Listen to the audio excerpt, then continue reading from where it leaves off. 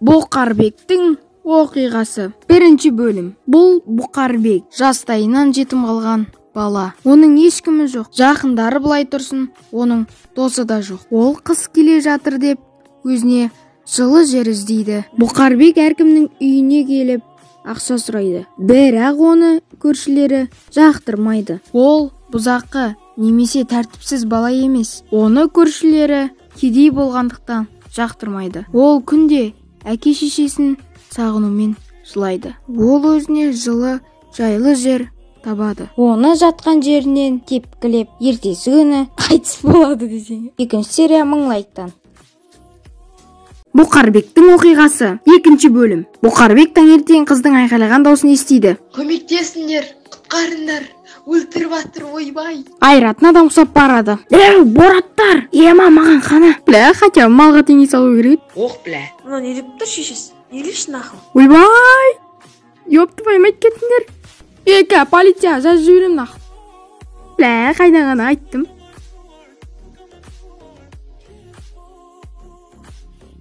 Братан, кешірші. Просто Борат көзіме елестеп кетті. Өтін қысып жүретін бол, бар жоғал. Бірдеңе десеңіз жабылайын деп тұру. Жұрттар ғой, просто қолдарына мылтықтары болмаса. Болды қарындас, смела жүре беріңіз. Көттерін айыр жібердім ғой. Қорқып қашып кетті менен. Үшінші бөлім Мыңлайттан. Бұқарбектің оқиғасы. Үшінші бөлім. Бұқарбектің қарны ашып ұйқыдан тұрады. Қасына шіріген бай келіп, мусор тастап кетеді. Ай, тамақ тастап кетеді. Мен саған бомбыжына тамақ жеуіш, жатсыңғырыш ема, кече құрсасымай. Қасына бір бомбыж келіп, Менің тамағыме құры бәрі. көмектесін зорлап жатыр. Осы сәтте Бұқарбекке біреу келіп көмектеседі. Тиспе наху, мен наху, құры бар осы жерден. Ема, саған көп рахмет. Сен болмасаң мен таяқ жейтем. Менің атым Саят болады. Кеттік, мен үйіме жүр, кішкене тамақтанып демалып шаршаған шығарсың. Жоқ, блядь, шаршамам, ёп твою, тек білек біткен жоқ па, малсың ба ешек. Болды, кешірім сен, кеттік. Саят өзінің үйін таныстырады. Бұқарбек оның сөздерін көтіне қыстырмай, сразу біреудің төсегіне бұл сет жатып алады. Потому что ұят жоқ. Төртінші бөлім Мыңлайттан. Бұқарбектің оқиғасы. Төртінші бөлім. Күлсең лайк басшы, және де тіркелейік өтініш. Бұқарбек таңертең пиздес сегізі келіп ұйқысынан тұрады. Ойбай, ақты, досым туалет қақты. Досым, ауылдың любой жер туалет қой. Ойбай. О, кайф. Я, сен малсың ба? Сен не есіктің алдына шаптырдың? Шлей енді бар жер деген сен есіктің алды жаптырмайтын шығарсың? Ужас, мынау не істеп тұр? Ойбай, шешең. Досым ёп твою мать, адам бар деп айтпайсың ба? Ёп твою мать, енді қарамайсың ба? Дау қойыпсың ба? Кешірім сұрау керек, ұят болды. Бар кешірім сұра. Ұят болды сенікі. Қол кеттім мен. Сәлеметсіз бе, жаңағы үшін кешірім сұрайын дегем. Кешірмейм, ёп твою мать, кет бәле.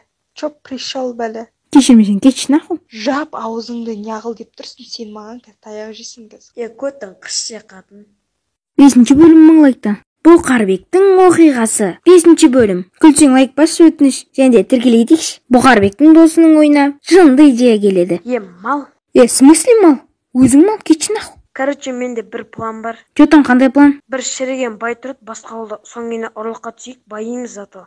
Сен далбайыпсың ба, әлде далбайыпсың ба? Ұсталып қалса хана ғой, білесің ба? Дым уайымдама, бай күндіз офиске кетеді, ешкім байқамай қалады. Бірақ жақсы идея. Мен де әдем болып киініп алам. Кеттік, онда кеш боламыз дегенше жетеміз. Сөйтіп Бұқарбек пен Саят жолға шығады. Міне, келдік. Үй жердің көтінде ғой, олмайы. Тыныш. Машиндер бар ғой. Досым, осырғын келіп тұр. Ұсталып қалсақ шасын көтінді қыссай. О, міне шкаф. Кеттік тона шешес. Сендер кімсіңдер? Шыға тұрасыз ба, кейін алайын деп едім. Нағыл дейді? Ойбай шеше, секір терезеден. Ёп твою мать, сендерді ұстап аламын. Алтыншы бөлім Бұқарбектің оқиғасы. Алтыншы бөлім. Күлсең лайк басшы, және де тіркелейік өтініш. Бұқарбек пен Саят көті телеп үйіне жетеді. Емайы, жеттік қой. Сол кезде Бұқарбектің есіне трусиң қап кетті ғой. Қайсысы ана жүрек трусиң ба? Одан басқа трусиң жоқ қой, далбансың ба? Жүрек екен қақтан білесің? Көрдік қой. В смысле көрдік қой? Инсан трусиңді көрсетті ма не? Жаңа байдың үйінде көрдім ғой. Айтпайсың ба сразу? Нехуевый киімдер ұрлап кетіп, киіп көрейік. Сосын екеуі ұрланған киімдерді киіп көрмекші болады. ой біле голубой ұқсап не киіп алғансың? көт өзіне қарап алшы бірінші. Мен саған қарағанда нормально киінгенмін ғой. Тем более мен секси болып тұрмын. Сен долбоеб екенсің ғой, адам костюм мен шорт киге ме? Долбоеб біле астын алып үлгенмісің, өлем ба? Өзіңіз секір терезеден деген. Мал ешек. 7-ші бөлім 1000 лайктан. Бұлқарбектің оқиғасы. 7-ші бөлім. Күлсең лайк басшы, және тіркелетейік өтініш. Бұқарбек таңертең кроватының астынан бірдеңе тауып алады. Және оны ашып қараса, «Ё-моё! Болмыс беркел! Наны қара!» Ужас! Тағы сек қойдың ба? Далбайып, ақшаны қарашиш! Ё-моё! Алардың бәрі маған ба? Досым, сен үшін мұның бәрі. Деп айтады деп ойлайсың ба? Атаң басы тауып алған жоқпын ба? Қайдан тауып алдың? Осым жатсам, көтіме бірдеңе батады. Ашып қарасам, мынау жатыр. Мынау пайде бұрынғы үйдің иесінің ақшасы сияқты. Енді біздікі. Кеттік аэропортқа, заттардың бәрін жина. Ошың, зат дейтіндей затта жоқ қой бізде. Үйді не істейміз? Алтаңа сауға сай. Малсың ба таста, біз байымыз ғой, кеттік сатып аламыз. Ошым 2 билет сатып алдым. Бірақ мынау арзан самолет. Арзан самолет болғандықтан айтайын, бұда туалет жоқ. Қазір сием деп жүрме. Шыққың келсе ше. Аузыма атшасын, мал айтып тұрған жоқ па, туалет жоқ деп. Қой кеттік кешігеміз. 8-ші бөлім 1000 лайктан. Бұқарбектің оқиғасы. 8-ші бөлім. Күлсең лайк басшы, және тіркелетейік өтініш.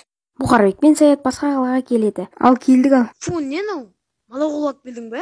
Сен үйіңнен жақсы ғой әйтеуір. Бірақ ешкім жоқ, кайф екен. Тек екеуміз ешкім бедері келтірмейді. Албан, малсың ба? Оны қатынмен істейсің? Ешкім сөйлемейді. Көшілеміз жоқ деп жатырмын саған. Ошы мына қаланы сен дұрыс білмейсің. Сол себепті адасқап жүрме. Айтпақшы, мына ақша не істейміз? Давай онда мынаны ақша шоқтарға берейік. Далбайып, онда саған бере салайық та? Онда нахуй айтасың? Давай лучше пиздец болып киналаймыз да. Как раз мен труси алам. Ура, Спанжобовтың трусин алам. Трусидан басқа зат алмайсың ба? Бля, тупой көрмеш. Майка алам ғой. Майканы не істейсің? Көтіме тығам шешесіз. Адам майканы не істейді? Жотан киіп болғаннан кейін не істейміз? Давай қыздарға барамыз. Саған қыз қарай ма? 9-ші бөлім 1000 лайктан. Бұқарбектің оқиғасы. 9-ші бөлім. Күлсең лайк басшы. Сен де тіркелетейік өтініш. Бұқарбек көлдің астына шаптыруға келген кезде көлден біреудің жүзіп жүргенін көреді. Саят!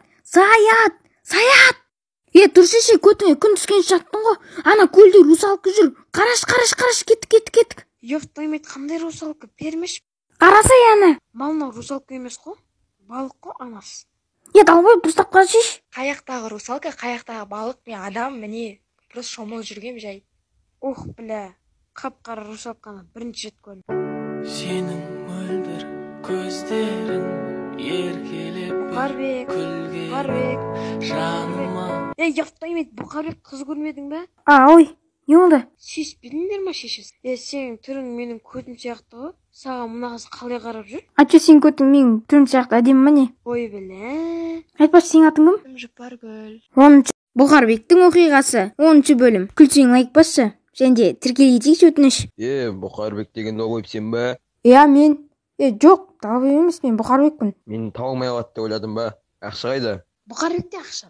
Мал, неге мен? Просто мен әлі жаспын, денсаулық керек. Маған керек емес денсаулық. Ақша бересің ба, әлде ата салайын ба? Ат жесіз, маған похуй. Қасымда достарыма тиіспесең болды. Дейтін доқтар жоқ қой бізде. Не ойнап түсін, мен онда. Ойбай, көтенім. Не болды, шық қойдың ба? Көтіңді қышы. Ойбай, Бұқарбегім ау, саған ешнәрсе болмады ма? Жоқ, аздап жібер қоймаған болмаса. Былай, жақсы. Саят досым, саған ештеңе болмады ма? Жоқ, блядь, болмады. Көтім оқ деген болмаса нормально. Не істейін, скорый шақырайын ба? Жоқ, блядь, пожарный шақырып малсың ба? Достар, осы Бұқарбектің соңғы сериясы. Барлық сериясын үзбей көргендеріңізге рахмет. Алдағы уақыттарда тағы да кинолар шығады.